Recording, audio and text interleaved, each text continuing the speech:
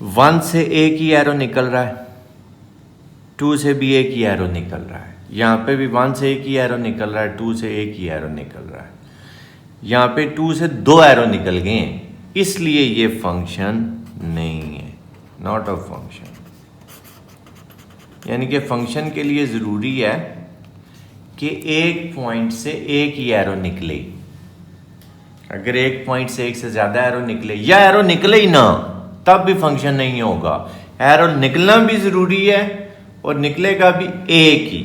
आप ऐसे कह लें कि डोमेन जो है उसमें ना कोई एलिमेंट मिस हो और ना कोई एलिमेंट रिपीट हो। ये मैं इधर लिखने लगूंगी, आप ज़हन में बिठा लें बात। For function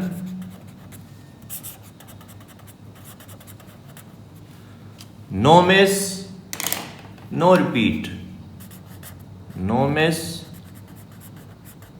no repeat.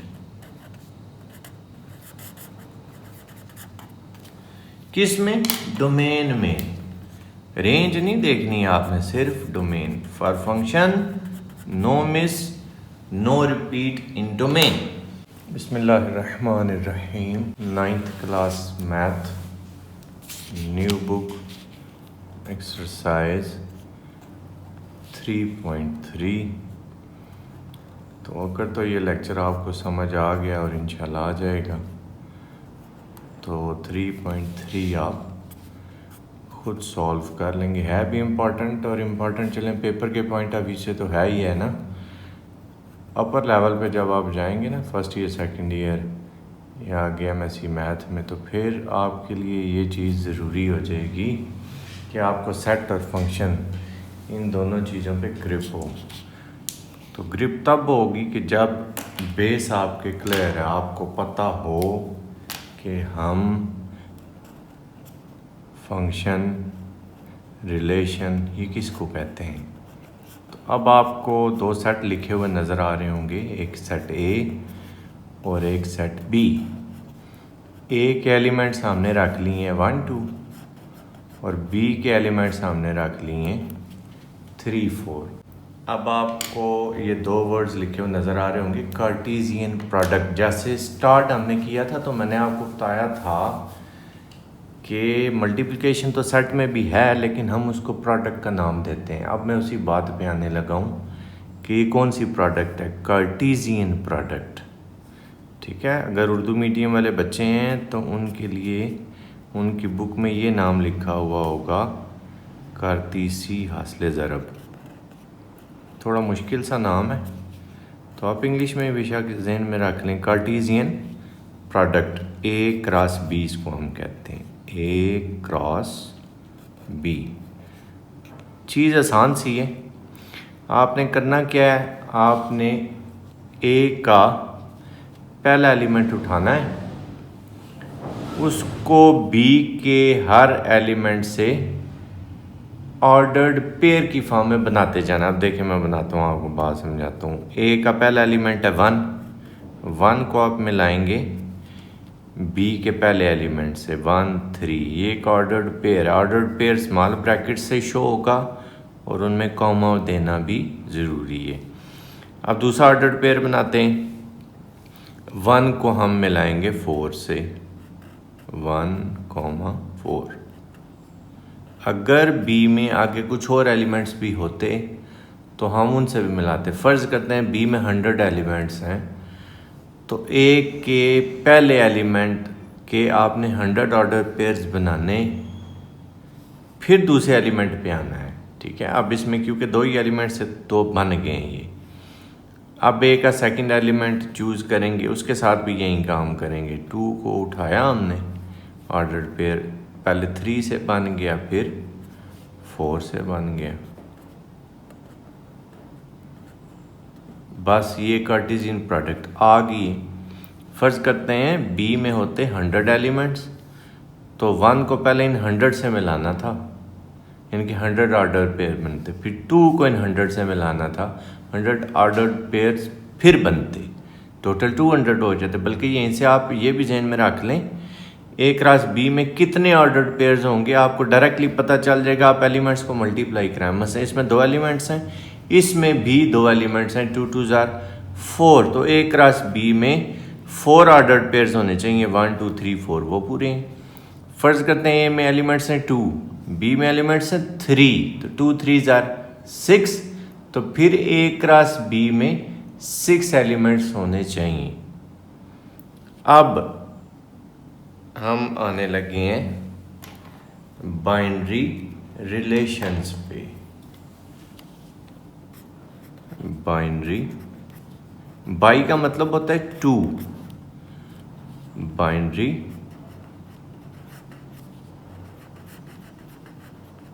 Relations, Urdu में हम इसको कहते हैं स्नाई रवाबित। रब्त की जमा है रवाबित, रिलेशन का प्लूरल है रिलेशंस। अगर एक है तो अब बाइनरी रिलेशन बोलेंगे। जस्ट रिलेशन भी हम कहते हैं। अब हम इसके रिलेशन लिखते हैं।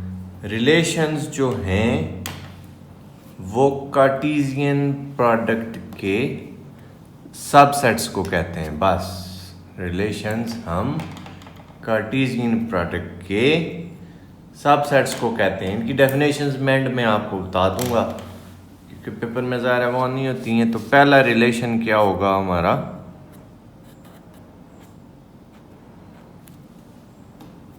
कुछ भी नहीं, मतलब सबसेट क्या आएगा पहला, एम्प्टी सेट। हमें पता है कि empty set is the subset of every set. Subset जो लिखने हैं अब आपने, तो एम्प्टी सेट जो है वो हर सेट का सबसेट होता है।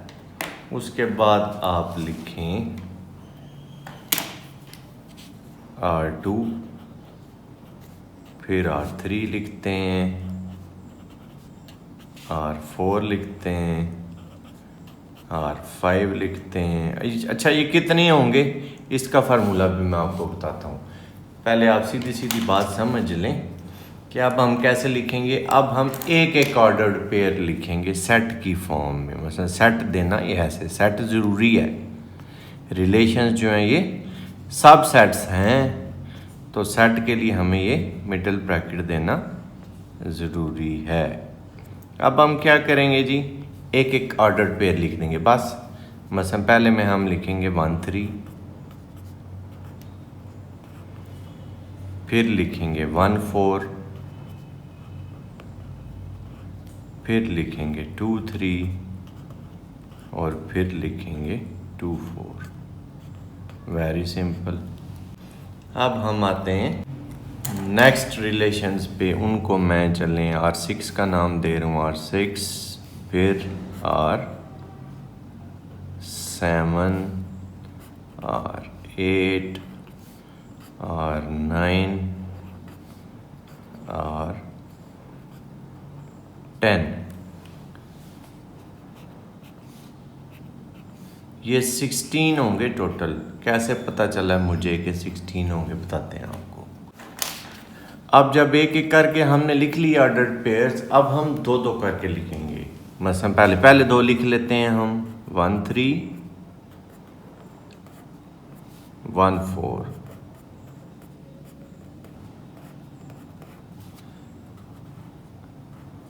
1 3 1 4 तो इसके साथ मिल चुका। अब उससे अगला मिलाते हैं 2 3। अब 1 3 के साथ 1 4 भी अटैच हो चुका है, 2 3 भी हो चुका है। अब 2 4 की बारी आ गई। 1 3 का काम ख़त्म। अब 1 4 पिक करते हैं, 1 4। तो 1 4 को 1 3 से मिलाने की ज़रूरत नहीं है, क्यों, वो ऑलरेडी इधर हो चुका है। आगे चलें आप, 1 4 एंड 2 3,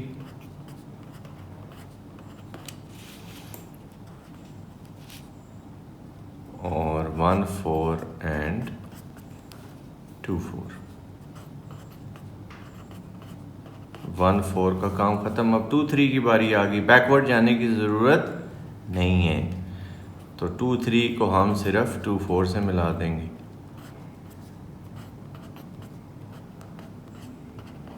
ये हमारे पास कौन सा आ गया था, R11।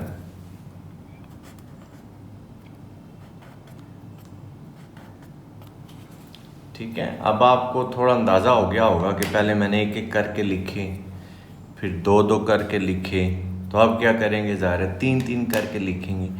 R11 के बाद हमारे पास आ जाएगा R12। चलो मैं तो लिखता हूँ जी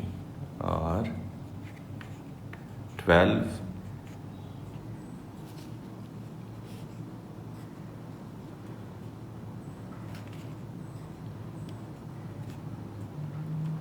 R13 R14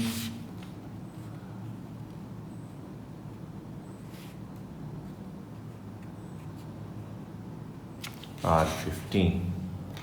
अब हम क्या करेंगे, 3 करके लिखेंगे। पहले 3 लिख लेते हैं, 13 14 23। अब जो पहले 3 है उनमें से कोई एक स्किप कर दें। मैं चलें सेकंड वाला स्किप करता हूँ, उसकी जगह ये लिख लेते हैं 13 23। सेकंड मैंने स्किप किया था, उसकी जगह मैं ये लिख रहा हूँ 24। अब थर्ड स्किप कर दें, 13 14 24 13 14 24। अब आखिरी तीनों रह गए हैं, उनको इकट्ठा कर, यानी कि आप समझिए आप 13 स्किप करते हैं, 14 23 24। 3 करके हो गए। अब ज़ाहिर है 4 करके लिखेंगे, R16 13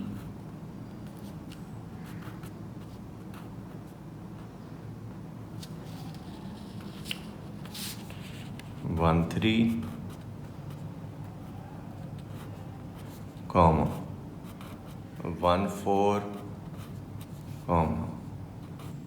23 24। टोटल हो गए 16। पता कैसे चला जी टोटल 16 होने से? फॉर्मूला है हमारा 2n, इससे हमें पता चलता है। अब देखें n क्या है, n a क्रॉस b के ऑर्डर्ड पेयर्स का नंबर है। जैसे अब इसमें कितने ऑर्डर्ड पेयर्स थे a क्रॉस b में, 1 2 3 4, तो 2 की पावर 4, 2 2 4, 4 2 8, 8 2 16, इसलिए ये 16 आए। अब मज़े की बात ये है कि हर रिलेशन फंक्शन नहीं होता, ठीक है। अभी आपको कितने रिलेशन नज़र आ रहे हैं, 16। अब हम ट्रेस करेंगे कि इन 16 रिलेशंस में से कौन सा रिलेशन है जो फंक्शन है। तो उसके लिए 2 कंडीशंस हमें देखनी पड़ेंगी। पहली कंडीशन ये है कि ऑर्डर्ड पेयर का फर्स्ट एलिमेंट रिपीट ना हो रहा हो, ठीक है। अगर रिपीट हो गया तो वो फंक्शन नहीं होगा। फॉर एग्जांपल, ज़रा आंखें खोल लें, अब आप अपनी बात आसान सी है लेकिन थोड़ा केयरफुल रहना पड़ेगा। लेट अस से मैं R6 को पहले चेक करना चाहता हूँ जी, ये फंक्शन है या नहीं। अब इस ऑर्डर्ड पेयर का फर्स्ट एलिमेंट है 1, इस ऑर्डर्ड पेयर का भी फर्स्ट एलिमेंट 1 है।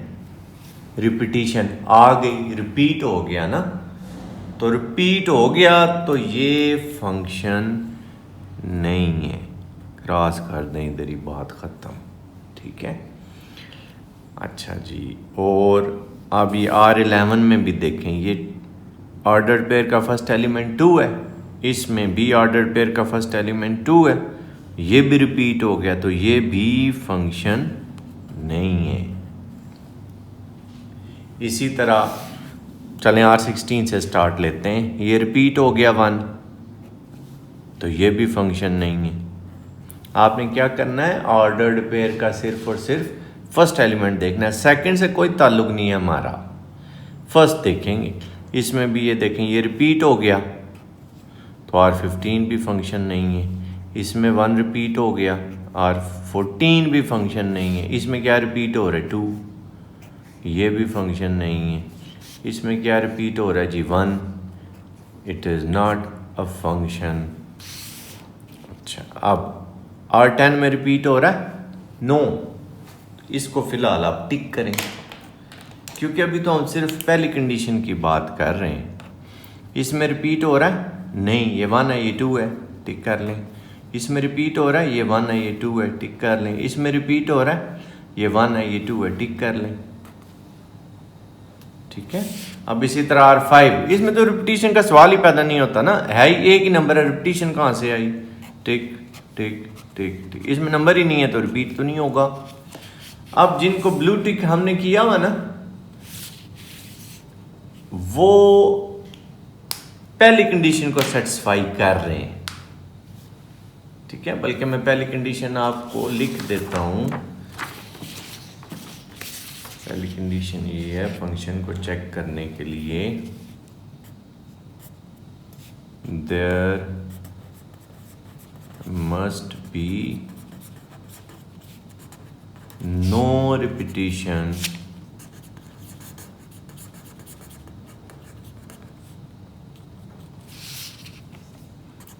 in the first elements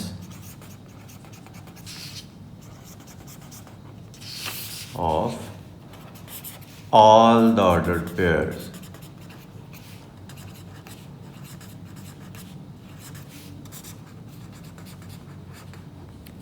second भी चलें देख लें। सेकंड ये है कि डोमेन जो रिलेशन की होगी,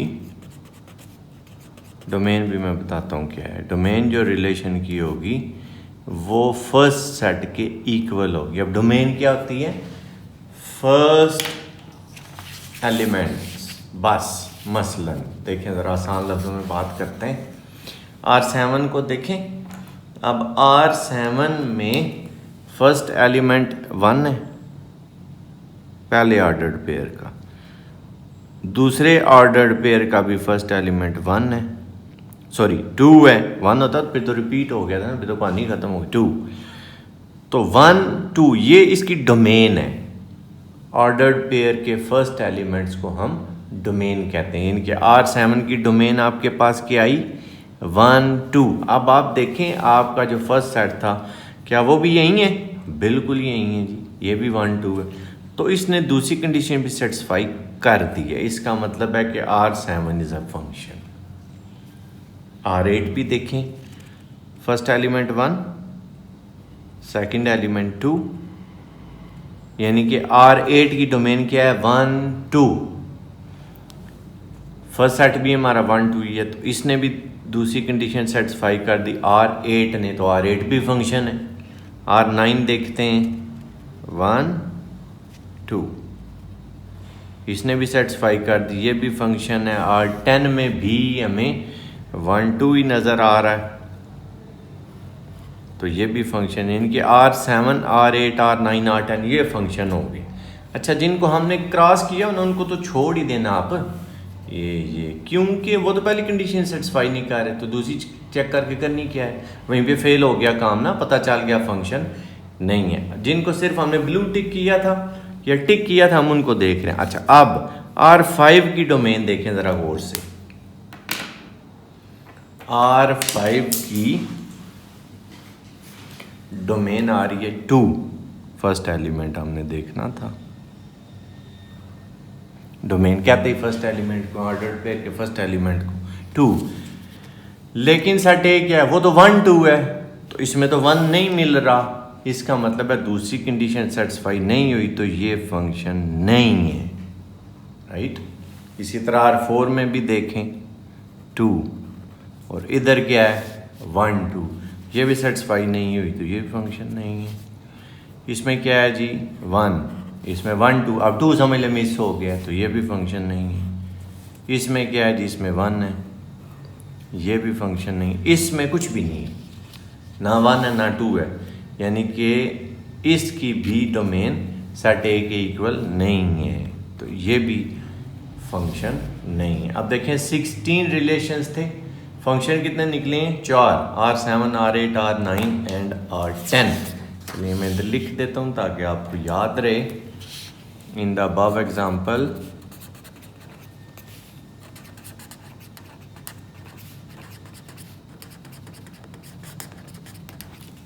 R7,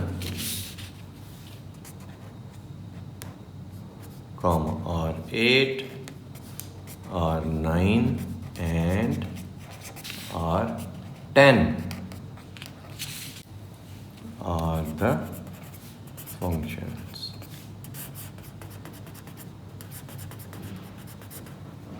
अब हम इनकी प्रॉपर डेफिनेशंस भी देख लेते हैं। तो डेफिनेशंस पे आने से पहले क्यों ना हम इनके ग्राफ या डायग्राम्स बना लें ताकि आपकी 3.3 का क्वेश्चन नंबर 2 इजीली सॉल्व हो जाए और आपको एक बात इससे इंशाल्लाह और भी पता चलेगी। वो देखें जी ज़रा क्या है। मैं पहले ग्राफ बनाने लगा हूँ R7 का, ठीक है। कंसंट्रेट करना है थोड़ा आपने। अब R7 में, बल्कि पहले आपको बताऊँ ना बनाते कैसे हैं। ऐसे आप 2 सर्कल से या ओवल से स्फीयर भी बना ले, कोई मसला नहीं है, ड्रा कर लें। एलिप्स हैं एक्चुअली। तो अब इसको ड्रा करते कैसे हैं देखें। R7 की जो डोमेन है 1, 2 वो आपने इधर लिखनी है। ये डोमेन है 1 एंड 2 और ये जो सेकंड एलिमेंट है इसको रेंज बोलते हैं। ये रिलेशन की रेंज है क्योंकि फंक्शन है। आप तो फंक्शन की रेंज भी आप कह सकते हैं। अब 3 2 दफ़ा आ गया तो आप एक ही दफ़ा लिखेंगे, 2 दफ़ा लिखने की जरूरत नहीं है, राइट। अब एरो ड्रा करेंगे। एरो कैसे ड्रा करेंगे जी देखें। 1 3 इसको हम कहते हैं कि 1 3 पे मैप हो रहा है। क्या कहते हैं? 1 3 पे मैप हो रहा है, यानी कि 1 से आप एरो निकालेंगे 3 पे ले जाएंगे बस। यहाँ पे 2 भी 3 पे मैप हो रहा है।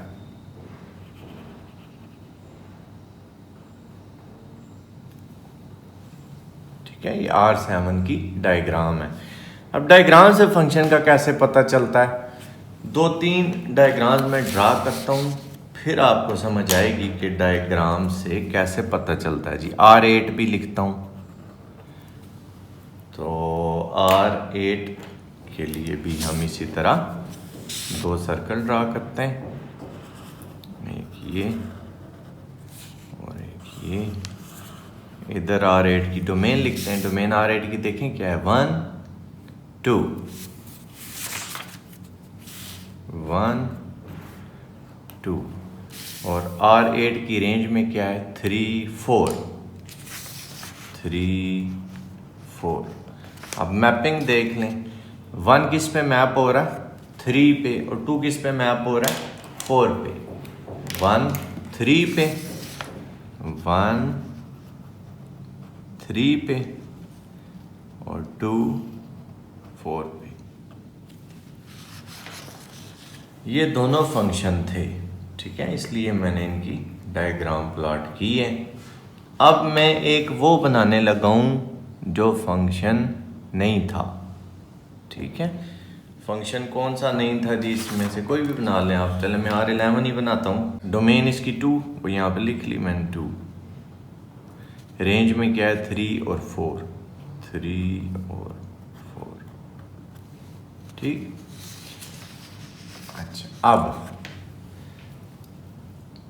मैपिंग देखते हैं। 2 किस पे मैप हो रहा है जी? 3 पे। दोबारा 2 मैप हो रहा है 4 पे। दोबारा मैप हो रहा है, तो जहां दोबारा मैपिंग आ जाएगी वो फंक्शन नहीं होगा। सिंपल सी बात है। देखें, अब एक्सप्लेन करता हूं। 1 से एक ही एरो निकल रहा है, 2 से भी एक ही एरो निकल रहा है। यहाँ पे भी 1 से एक ही एरो निकल रहा है, 2 से एक ही एरो निकल रहा है। यहाँ पे 2 से 2 एरो निकल गए हैं, इसलिए ये फंक्शन नहीं है, नॉट अ फंक्शन। यानी कि फंक्शन के लिए ज़रूरी है कि एक पॉइंट से एक ही एरो निकले। अगर एक पॉइंट से एक से ज़्यादा एरो निकले या एरो निकले ही ना तब भी फंक्शन नहीं होगा। एरो निकलना भी ज़रूरी है और निकलेगा भी एक ही। आप ऐसे कह लें कि डोमेन जो है उसमें ना कोई एलिमेंट मिस हो और ना कोई एलिमेंट रिपीट हो। ये मैं इधर लिखने लगूंगा, आप ज़हन में बिठा लें बात। फॉर फंक्शन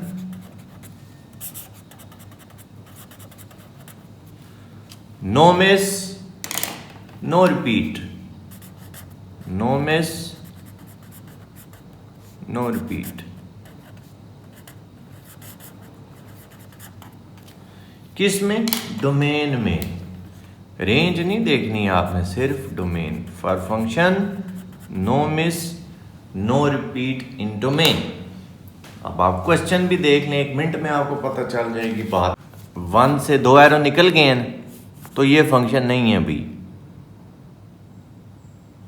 ठीक है। यहां पे इन तीनों में से एक ही एरो निकला है तो ये फंक्शन है। यहां पे भी इन तीनों में से एक ही एरो निकला है, ये फंक्शन है। यहां पे भी इन तीनों में से एक ही एरो निकला है, ये फंक्शन है। इनके फिगर 1 आपकी फंक्शन नहीं है। सबसे पहले हम डेफिनेशन लिखते हैं कार्टेशियन प्रोडक्ट की। अब बात तो आपको समझ आ चुकी थी, डेफिनेशन आप खुद भी यहाँ से लिख सकते हैं, देख के कोई मसला नहीं। बस हमने स्टार्ट क्या किया था, हमने 2 सेट कंसिडर किए थे, दोनों नॉन एम्प्टी थे, यानी कि उनमें कुछ ना कुछ नंबर्स थे। तो हम कहेंगे let A and B be 2 non empty sets. Late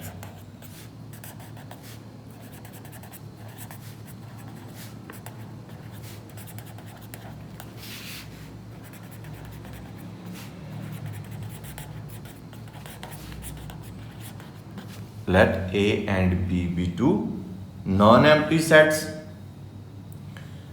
अब कार्टेशियन प्रोडक्ट में क्या था, ऑर्डर्ड पेयर्स थे, ठीक है। तो हम क्या कहेंगे जी, Cartesian product is the set of all ordered pairs. Cartesian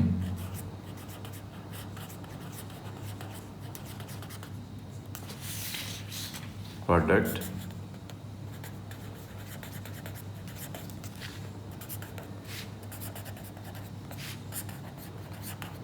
is the set of, क्योंकि सेट था ये, Cartesian product is the set of all ordered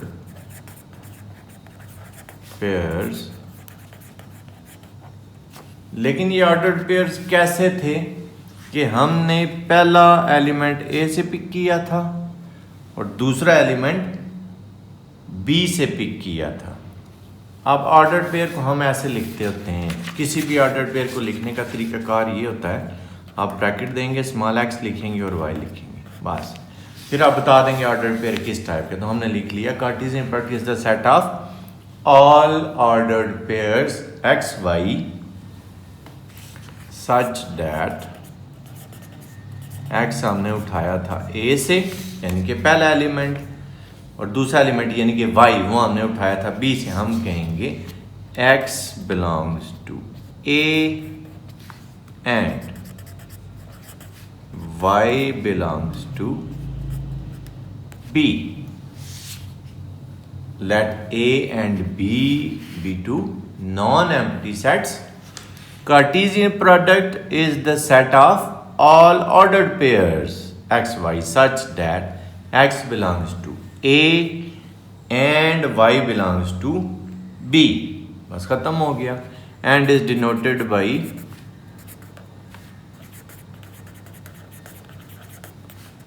A cross B, हमने ऐसे शो किया था। अच्छा, आप इसको ना सेट बिल्डर नोटेशन की फॉर्म में भी लिख सकते हैं बड़ी आसानी से। मसलन आप डेफिनेशन ये भी लिख सकते हैं, वो कैसे देखें, आप लिखें A cross B is equal to x y, यानी कि ऑर्डर्ड पेयर्स हैं,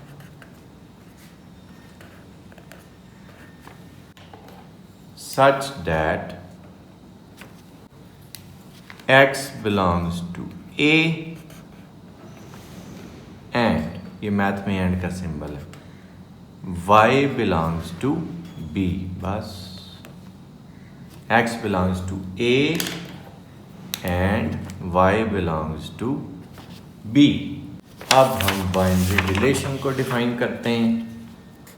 इंतहाई आसान सी डेफिनेशन है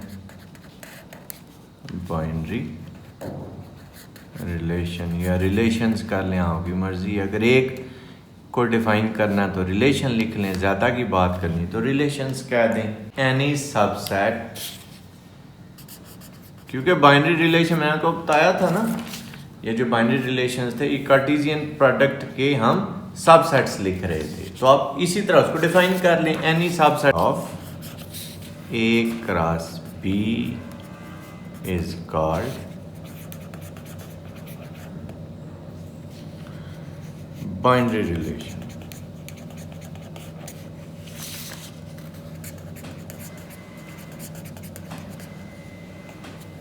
फ्रॉम ए टू बी।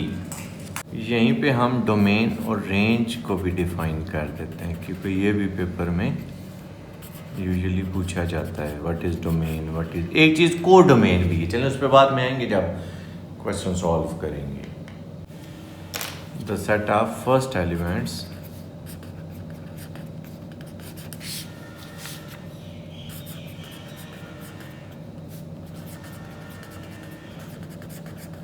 किसके फर्स्ट एलिमेंट्स? ऑर्डर्ड पेयर्स के। Set of first elements of ordered, और ऑर्डर्ड पेयर्स क्या कर रहे थे जी? रिलेशन बना रहे थे। The set of first elements of ordered pairs forming a relation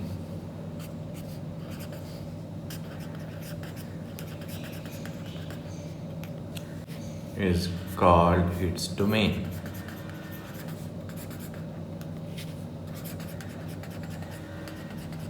तो रेंज को क्या डिफाइन करेंगे? ऐसे ही the set of second elements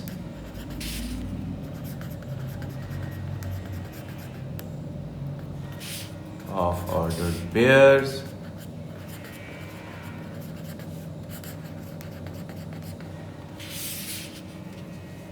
forming a relation is called its range. Function को तो हम पहले डिफाइन कर चुके हैं, उसको थोड़ा सा बस आप सेट कर लें। आप ये कहें let A and B be two non-empty sets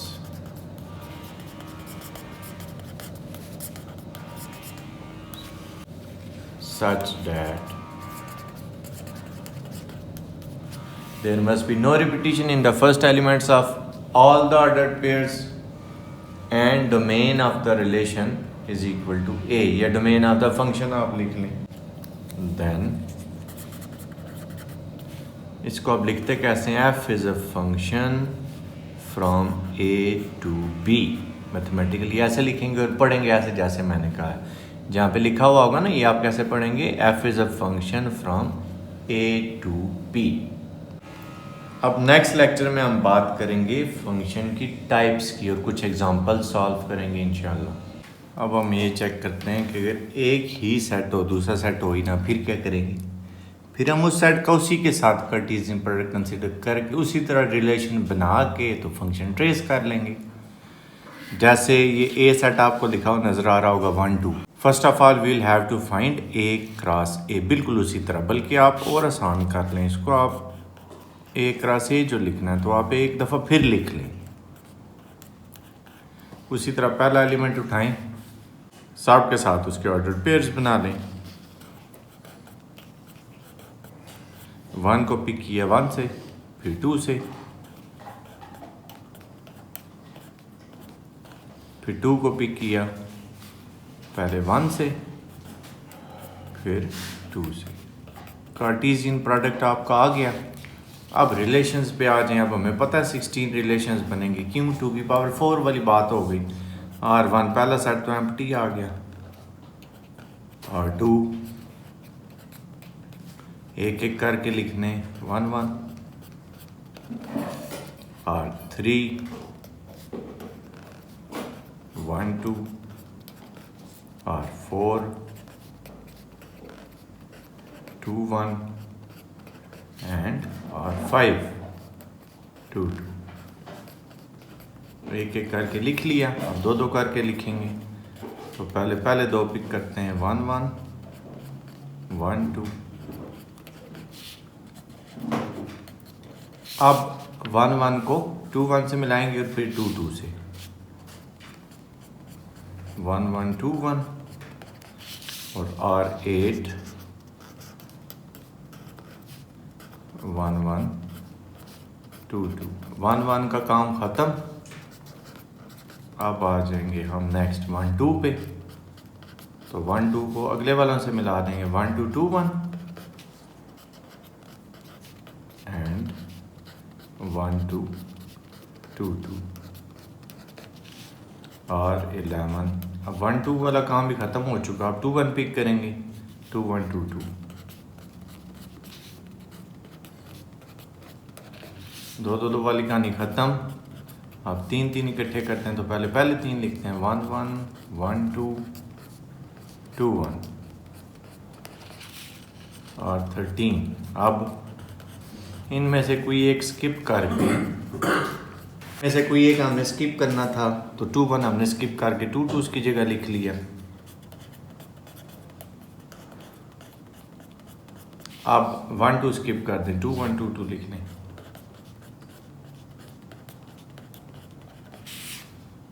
और R15 लास्ट 3, 1 2 2 1 2 2। 3 3 वाले ख़त्म। अब 4 4 वाले R16 वो आइए ये एक ही है, 1 1 1 2 2 1 एंड 2 2।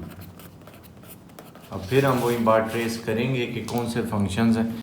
रिपीटिशन देखेंगे और डोमेन देखेंगे। तो ये शुरू वाले तो नहीं होंगे जो सिंगल हैं, क्यों? इनकी डोमेन सिंगल एलिमेंट है, जबकि में हमारे पास 2 एलिमेंट्स हैं। R1 से R5 तक तो छोड़ दें। R6 देखें, डोमेन 1 आ रही है, ये कंडीशन भी फेल है और रिपीटिशन भी है। R7 देख लें, 1 2, रिपीटिशन नहीं है, पहली कंडीशन सेटिस्फाई हो गई। डोमेन क्या आ रही है, 1 2, तो फर्स्ट सेट भी हमारा 1 2 है, तो R7 फंक्शन हो गया। इसी तरह इसमें भी 1 2, रिपीटिशन भी नहीं है, डोमेन भी 1 2 ही है, ये भी फंक्शन हो गया। R9 भी फंक्शन हो गया, R10 भी फंक्शन हो गया। R11 नहीं है क्योंकि रिपीटिशन आ गई है। R12 में भी रिपीटिशन है, R13 में, R16 तक बाकी सब में रिपीटिशन आएगी। यानी कि हमारे पास R7 R8 R9 and R10 are functions.